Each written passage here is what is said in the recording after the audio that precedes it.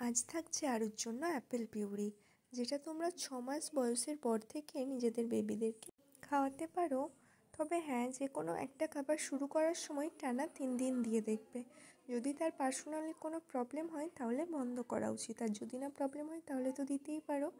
তো যাই হোক, প্রথমে আপেলের খোসাগুলোকে ভালোভাবে ছাড়িয়ে নেবে। যেহেতু বাচ্চারা খোসা হজম করতে পারবে না, তাই ভালো করে ধুয়ে খোসা ছাড়িয়ে সেগুলোকে টুকরো করে এই স্টিমারের ভিতরে দিয়ে দেবে। সরাসরি আপেলটাকে জলে দিয়ে বয়েল করলে তাহলে তার সমস্ত গুণাবলী নষ্ট হয়ে যাবে, তাই স্টিমারের ভেতরে দিয়ে বয়েল করে নিও।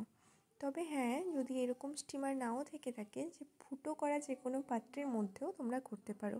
আবার যদি এরকম স্টিমার থাকে তোমরা প্রেশার কুকারের ভেতরেও দিতে পারো, তো যার যেটা। যাই হোক, আমার আরুর জন্য আপেল পিউরি রেডি।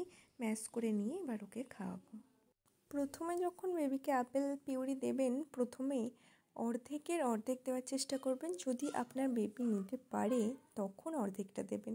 আস্তে আস্তে যত ও খেতে চাইবে তখন 1 অংশ করে বাড়াবে।